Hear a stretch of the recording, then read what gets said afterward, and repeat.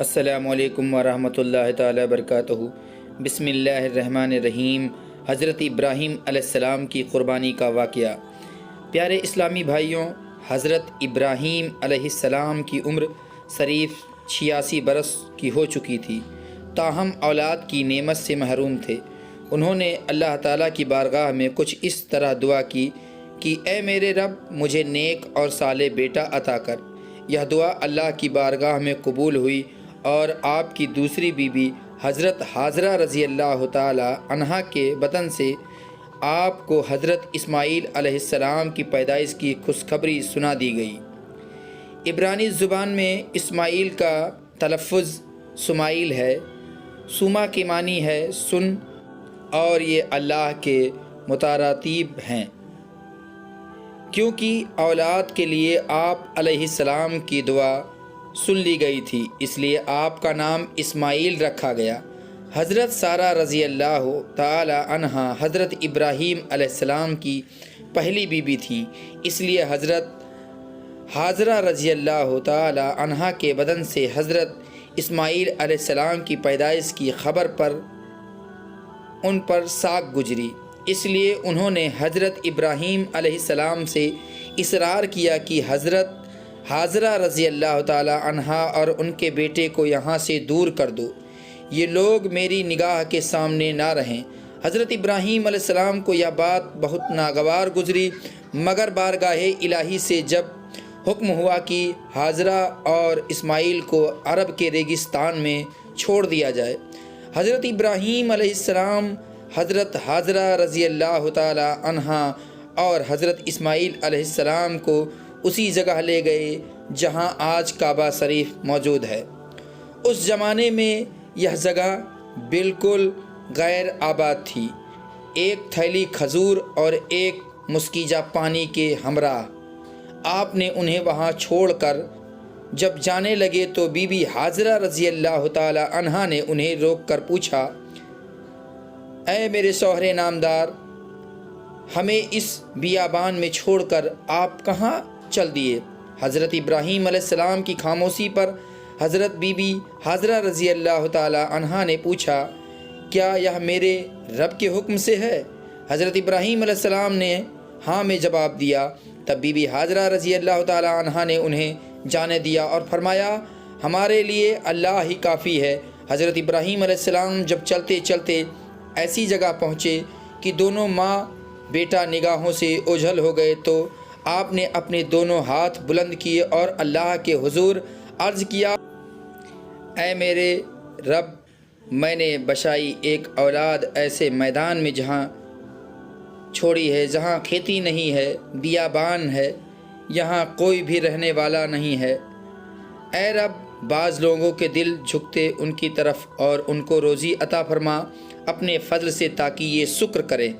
حضرت حاجرہ رضی اللہ تعالی عنہا چند روز تک مسکیجے سے پانی پیتی رہیں اور کھجوروں سے گزارا کرتی رہیں اور حضرت اسماعیل علیہ السلام کو دودھ پلاتی رہیں۔ جب پانی اور کھجوریں ختم ہو گئیں تب وہ پریشان ہو گئی، کیونکہ وہ خود بھوکی تھیں، اس لیے دودھ بھی نہ اترتا تھا اور بچے نے بھوک اور پیاس سے رونا شروع کر دیا تھا۔ بچے کی بے چینی دیکھ کر حضرت حاجرہ رضی اللہ تعالی عنہا نے پانی کی تلاش شروع کر دی اور وہ صفا پہاڑی پر چڑھی کہ شاید کوئی اللہ کا بندہ نظر آ جائے یا کہیں سے پانی مل جائے، مگر کچھ نظر نہ آیا۔ پھر وہ واپس وادی میں آ گئی اور پھر وہ دوسری پہاڑی مروہ پر چڑھی کہ کہیں پانی نظر آ جائے۔ اس طرح آپ نے 7 چکر لگائے۔ ممتا کا یہ جذبہ اللہ تعالیٰ کی بارگاہ میں اس قدر قبول ہوا کہ بیت اللہ کی زیارت کے لیے آنے والے ہر فرد پر اللہ تعالیٰ نے اسے لازم قرار دے دیا گیا کہ حضرت حاجرہ رضی اللہ تعالی عنہا کی سنت کی پیروی کرتے ہوئے صفا اور مروہ کے پہاڑوں کی سعی کریں۔ اس جستجو پر مشتمل عمل کی مقبولیت کا ایک اشارہ یہ بھی تھا کہ 7ویں چکر میں حضرت حاجرہ رضی اللہ تعالی عنہا جب بچے کے پاس واپس آئی تو دیکھا کہ جس جگہ ان کے بیٹے حضرت اسماعیل علیہ السلام روتے ہوئے اپنا اینڑیا رگڑ رہے تھے، آپ حضرت حاجرہ رضی اللہ تعالی عنہا یہ دیکھ کر حیران ہو گئی کہ وہاں سے پانی کا چشمہ جاری ہو گیا ہے اور یہ چشمہ آج بھی موجود ہے اور ہم لوگ اسے آب جمجم کے نام سے جانتے ہیں۔ پیارے اسلامی بھائیوں، ہزاروں سال گزرنے کے باوجود چشمے کا پانی اسی طرح جاری ہے۔ اللہ تعالیٰ نے اس میں مخلوق کے لیے شفا رکھی ہے۔ حضرت حاضرہ رضی اللہ تعالیٰ عنہا یہ معجزہ دیکھ کر بے حد خوش ہوئیں اور اللہ تعالیٰ کا شکر ادا کیا۔ اس کے بعد آپ نے بچے کو پانی پلایا اور خود بھی اس سے مستفید ہوئیں۔ اسی وقت اللہ تعالیٰ کی طرف سے ایک فرشتہ نازل ہوا اور ان کی طرف سے وحی سنائی اور کہا، اے حاضرہ، آپ خوفزدہ نہ ہوں اور نہ ہی غمگین ہوں، کیونکہ اللہ تعالیٰ آپ کو اور اس بچے کو ضائع نہیں ہونے دے گا، کیونکہ یہ اللہ کا گھر یعنی مقام بیت اللہ ہے جسے اس بچے اور اس کے باپ نے تعمیر کرنا ہے۔ کچھ عرصے کے بعد بنو جورا نامی ایک قبیلہ پانی کی فراوانی دیکھ کر حضرت حاضرہ رضی اللہ تعالی عنہا کی اجازت سے یہاں آ کر آباد ہو گیا۔ حضرت اسماعیل علیہ السلام کا بچپن اسی قبیلے کے افراد کے درمیان گزرا۔ ابھی حضرت اسماعیل علیہ السلام بچے ہی تھے کہ حضرت ابراہیم علیہ السلام نے خواب میں دیکھا کہ حضرت ابراہیم علیہ السلام اپنے لخت جگر کو اللہ کی راہ میں قربان کر رہے ہیں۔ آپ علیہ السلام نے مسلسل 3 راتیں ایک ہی طرح خواب دیکھا، لہٰذا آپ کو یقین ہو گیا کہ یہ خواب یقیناً اللہ تعالیٰ کی طرف سے ہی ہے اور آپ علیہ السلام نے اللہ تعالیٰ کے حکم کی تعمیل کا ارادہ فرمایا ہے اور اپنا تمام خواب اپنے بیٹے کو سنایا اور پھر حضرت اسماعیل علیہ السلام سے پوچھا، اے میرے بیٹے، میں تجھے اپنے خواب کے پیش نظر اللہ تعالیٰ کی راہ میں قربان کرنا چاہتا ہوں، بتا تیری کیا رائے ہے؟ اس پر حضرت اسماعیل علیہ السلام نے انتہائی محبت کے ساتھ فرمایا، بابا جان، آپ اللہ کے نبی ہیں اور ان کے برگزیدہ بندوں میں سے ہیں، آپ بے فکر ہو کر اللہ کے حکم کی تعمیل کریں، انشاءاللہ آپ مجھے انتہائی صبر والا پائیں گے۔ چنانچہ یہ دونوں باپ بیٹے اللہ کے بندے حکم خدا بندی کے لیے گھر سے نکل کھڑے ہوئے۔ روایت میں آتا ہے کہ ابلیس نے انہیں ناکام بنانے کے لیے کئی طریقے اپنائے۔ سب سے پہلے وہ بی بی حاضرہ رضی اللہ تعالی عنہا کے پاس پہنچا اور انہیں بتایا کہ حضرت ابراہیم علیہ السلام اپنے بیٹے کو اللہ کی راہ میں قربان کرنے چل پڑے ہیں۔ اس پر بی بی حاضرہ رضی اللہ تعالی عنہا نے فرمایا، اسماعیل ہماری اکلوتی اولاد ہیں، ابراہیم ایسا نہیں کر سکتے، وہ ایک باپ ہیں۔ پھر ابلیس نے کہا، وہ اللہ کے حکم کے مطابق کر رہے ہیں۔ اس پر بی بی حاضرہ رضی اللہ تعالی عنہا نے فرمایا، اگر یہ میرے خالق کی رضا ہے تو میں اس پر راضی ہوں، لگتا ہے تو ابلیس ہے۔ جب یہاں ابلیس کے سارے وار ناکام ہو گئے تو اس نے حضرت ابراہیم علیہ السلام کو اکسانے کا ارادہ کیا اور ان کے دل میں باپ کی سبقت کو ابھارنے لگا اور کہا، اے ابراہیم، اسماعیل آپ کی اکلوتی اولاد ہیں، آپ عمر رسیدہ ہیں اور انہی سے آپ کی نسل ہے، یہ آپ کیا کرنے جا رہے ہیں؟ اس پر حضرت ابراہیم علیہ السلام نے جواب دیا، مجھے میرا بیٹا اللہ نے دیا ہے اور یہ میرے پاس اللہ کی امانت ہے، میں اللہ کے حکم پر راضی ہوں اور وہ جیسے چاہے حکم دے، ہم اس کے تابع اور فرما بردار ہیں۔ آپ علیہ السلام کے جواب سے ابلیس کو سخت مایوسی ہوئی، لیکن اس نے آپ کو بہکانے کی ناکام کوشش جاری رکھی، حتیٰ کہ اس نے حضرت اسماعیل علیہ السلام کو بھی بہکایا، لیکن وہ بھی اپنے مقصد میں ڈٹے رہے۔ حضرت اسماعیل علیہ السلام نے فرمایا، میں رب کی رضا میں راضی ہوں، میرے رب نے میرے بابا کو براہ راست میری قربانی کا حکم خواب میں دیا ہے اور انبیاء اکرام کے سچا خواب ہوتا ہے۔ کہا جاتا ہے کہ ابلیس نے انہیں 3 مرتبہ قربان گاہ میں جانے سے روکنے کی کوشش کی اور 3 مرتبہ حضرت اسماعیل علیہ السلام اور حضرت ابراہیم علیہ السلام نے ان پر کنکر برسائے اور اسے کامیاب نہ ہونے دیا۔ یہی وہ سنت ہے جسے ہر سال حجاج اکرام دہراتے ہیں اور یہ سنت رمی کہلاتی ہے۔ बिलाखिर दोनों बाप बेटे वादी मिना में पहुँचे जहाँ हज़रत इस्माइल अलैहिस्सलाम को ज़िबह करना था। तब कायनात ने वो मंजर देखा जो इससे पहले कभी नहीं देखा था, वरना शायद क़यामत तक न देख पाए। ज़मीन व आसमान साकित है, कायनात हैरान है, फरिश्ते अरसे ज़मीन पर अजीब मंजर देख रहे हैं।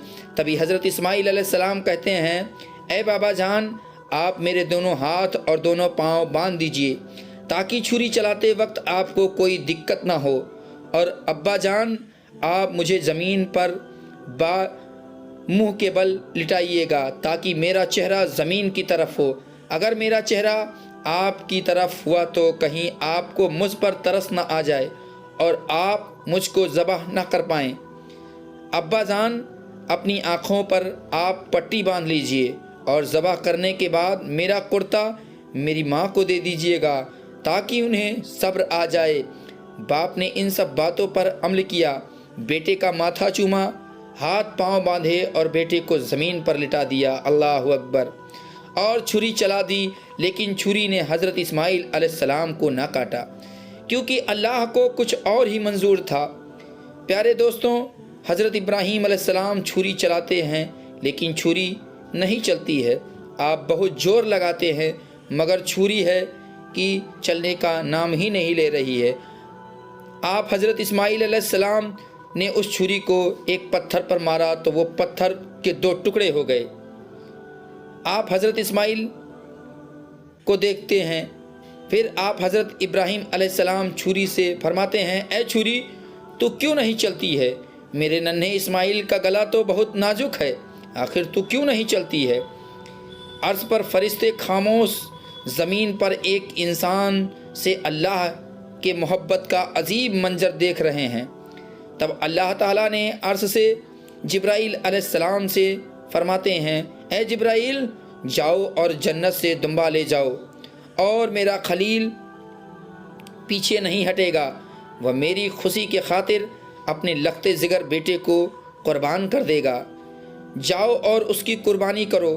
तब हज़रत जिब्राइल अलैहिस्सलाम जन्नत से दुम्बा ले जाते हैं और हज़रत इस्माइल अलैहिस्सलाम को छुरी के नीचे से हटाते हैं और दुम्बा रख देते हैं। अब छुरी को चलने की इजाज़त मिली और छुरी चल गई। जब हज़रत इब्राहीम अलैहिस्सलाम के हाथों पर खून लगा तो आपको लगा कि आपकी छुरी से आपके बेटे का गला कट गया और वो कुर्बान हो गए। तब आपको जब खून लगा और बेसाख्ता आपकी ज़ुबान से निकला, अल्लाहु अकबर, या अल्लाह, तेरा शुक्र है जो मेरी कुर्बानी को कबूल फरमाया। मगर जब आँखों की पट्टी हटाई तो हज़रत इस्माइल अलैहिस्सलाम सही सलामत एक तरफ बैठे हैं। आप हज़रत इब्राहीम अलैहिस्सलाम ये देखकर बहुत ही ताजुब करने लगे। दोस्तों, हज़रत इब्राहीम अलैहिस्सलाम की ताबेदारी और हज़रत इस्माइल अलैहिस्सलाम की फरमाबरदारी बारगाह इलाही में कबूल हुई और अल्लाह ने हज़रत इस्माइल अलैहिस्सलाम को ज़िबा होने से बचा लिया और उनकी जगह जिस जानवर की कुर्बानी दी गई उसे मुतालिक रिवायत में आता है कि वह जन्नत से लाया गया एक दुम्बा था।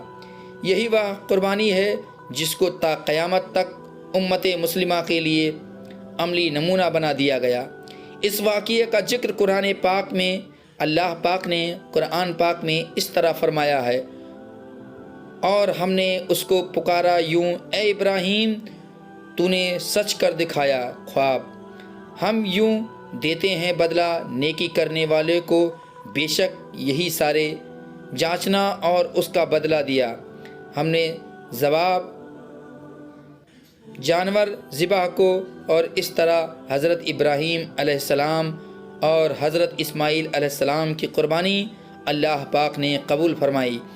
इसलिए हम हर साल प्यारे इस्लामी भाइयों ईद उल अज़हा के दिन बकरा को ज़बा करते हैं और अल्लाह की राह में खैरात भी करते हैं। प्यारे इस्लामी भाइयों, अगर ये सच्ची वाक़ियात आपको पसंद आई हो तो वीडियो को लाइक करें, दोस्तों को शेयर करें। चैनल को अभी तक सब्सक्राइब नहीं किया है तो चैनल को सब्सक्राइब कर बेल आइकन को ज़रूर दबा लें।